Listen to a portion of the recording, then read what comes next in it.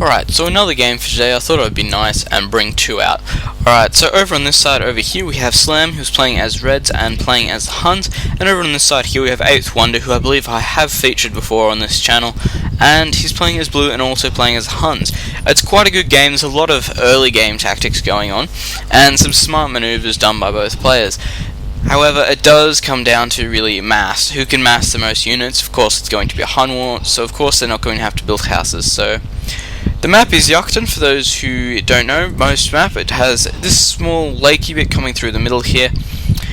Each player gets 2 boars and a deer patch, I believe, which is somewhere, deer patch there. And their berry bushes, which are right there, so you get given these turkeys as well. So as you can see, scouting out with the turkeys as well as his actual scout there, which is always a good idea. When you're on a map like this and you know you've got this side to yourself, it's always a good idea to do a bit of sheep or turkey scouting. So as you can see, it's quite a standard build-up at this point. Just bringing in this boar now, and doing that quite well, so keeping these turkeys off to themselves so we can micro these villages just to go to the boars there. And as we can see, about to lure this next one here in. So researching loom on the way there, always a good idea. As you can see, that villager was hurt quite badly. So bringing this boar in now. And as you can see, just doing a quick drop off there. And there we go, so that's the second boar down.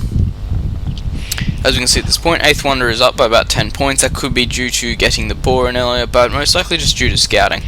We'll see how good his scouting is done. No, his scouting's probably not as good. But as you can see there, he's already got a 3rd boar in, so that explains it. So come back down to our friend Slam over here. As you can see, getting these farms up now, always a good idea to try and get farms up as you are finishing off your second boar, always just a general good idea to be doing. And then moving all these villages here onto the turkeys and going for 3 farms. No, just 2, so bring in a 3rd boar there. That was rather risky there with that villager. So 2 farms up, 3rd boar in, still working on the turkeys, and that's that 3rd farm coming up there. You always want to have at least 3 farms. It's just a nice number. Look, it looks nice.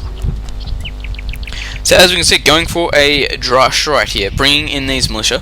He's seeing his opponent's berry bushes. He knows where his lumber camp is, so he knows where to expect these units. So as you can see there, if there was a mill there, he wouldn't have noticed. So the whole idea of this is just to get him off by surprise. And that could have been dangerous there if that villager got stuck. And as we can see here, just drushing his way around the side here, and a mill there. So just patrolling between these two. As you can see, villagers there. So just trying to get them to go back to the town centre. So that's pretty effective.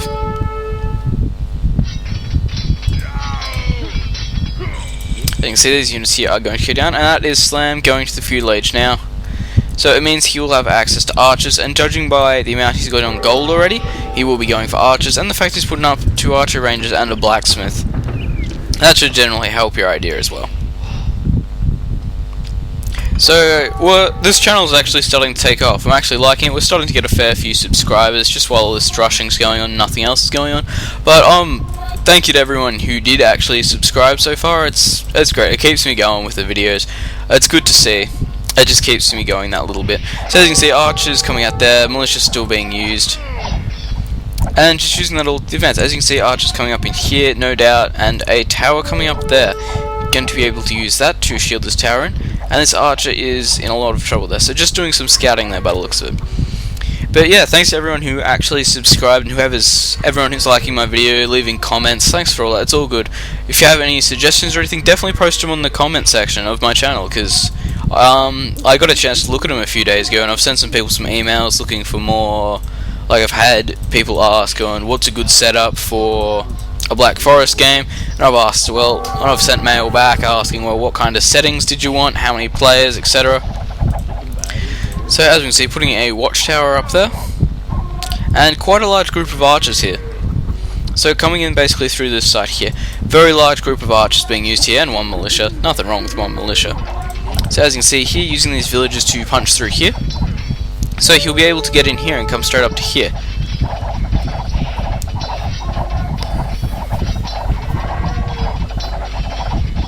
So as you can see, just getting a little bit of damage out and coming straight in here. Using these villagers very well on the front line too. Using them to punch through walls. As you can see, he's had to abandon these berry bushes and go straight to farms. Of course that's not good, because that's more expensive. However, more berry bushes over here too, so he's lucked out, he's got 2 there.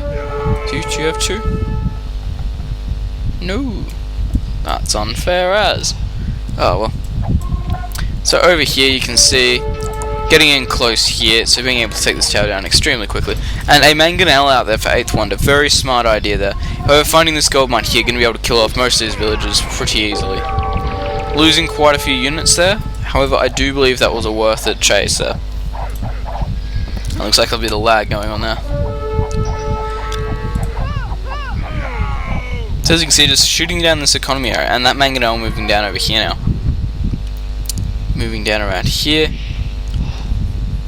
So no doubt just going to want to drop these groups in here, and he's going with the old switcheroo. Instead of coming up from around here, the usual expected place, he's going to come in down over here.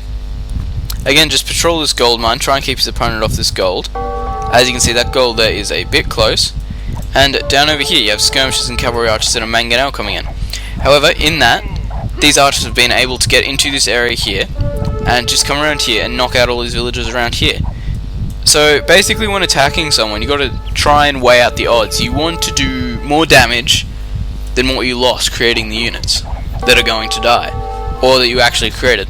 So if you create a unit, say you create a militia, you want to distract at least one villager with it for a fair while. You want to keep it off resources for as long as possible. If you can kill it, it's definitely worth it, but just keeping them off resources is generally really helpful. So as we can see here, didn't use these berry bushes, putting up 2 more town centres there, not too bad. And as you can see at this point, walled this area here off very smart, so we can't get into this gold and disrupt this flow of archers that are coming out here. Go on to Castle Age as well, which means he's going to be Huns, which means he's creating cavalry archers, which is just normal. So as you can see, patrolling all these gold mines here, bringing them up through here, seeing these mangonels here, which is always good to steer clear of. As you can see, mining camp there, town centre, gonna want to go past there. So as we can see, walking around here, no doubt we can see, yep, there's the mangonel there. Coming in, probably going to get a hit on, let's see. Doesn't look like it, that's too bad. Another mill over here, that's where a deer patch was, I believe. But as you can see, more and more units coming up here. As you can see, going to the top of the hill there before attacking, because that hill bonus can make a big difference. So as you can see, starting to get some idle villagers up, but oh well, what can you do? And this mangonel here now is going to be the biggest trouble. As you can see, doing lots of damage there. Mangonels, of course, being the best way to counter archers, except if you can build Huskarls. Huskarls are amazing versus archers. I will admit that. It's probably my favourite unit to choose against them. They're just so quick, have such great armor, and they have bonus. It's great. The things are intense. So as you can see there, taking out that mangonel there, using these archers here to micro it away from his main army and keep it off attacking these stationary units. So at this stage, all that's really stopping Slam from coming in here is these town centres and this tower right here. As you can see, trying to force him down the hill here, and as you can see, using that hill bonus to the biggest effect you can there. So as you can see, getting really heavy into the gold mining around here. So that's a lot of gold mining. We'll have a look. So 22 miners there. And as we can see now, basically all that's keeping him safe on this gold mine here is this watchtower, and that's honestly, with this amount of archers, he could run in there, kill them all, and probably not lose too much. Might be able to pick off that villager there. Over that mangonel coming in there very quickly. So at this point in time, Slam is up by about 900 points. So that's quite a lot to be up by, especially only 33 minutes into the game. It's starting to look like game. Slam has quite a big army here. This town centre is coming up here and forcing him to move around here, but it's not going to be able to stop him from running in here, destroying all this. And you can see he has complete map control at this point in time. Slam can build wherever he wants, whatever he wants, and 8th Wonder is limited to this gold pile here, this little area here for farming, and this stone pile here. And as you can see, barracks coming up there right next to him, and just doing damage to the best he can. You can see moving all these villagers up here, creating this forward base, and putting a castle up there right in the middle of this area here. that's going to be a big loss if that comes up. And there we go. So he's thrown in the towel, he's seen the castle come up, and decided that it's not worth continuing to play. So thanks for watching, hope you enjoyed it. Remember to comment, rate, and subscribe. To everyone who's already subscribed and liking the videos, commenting recently, thanks a lot. It's really helping me to keep the drive to create more videos. Alright, thanks for watching.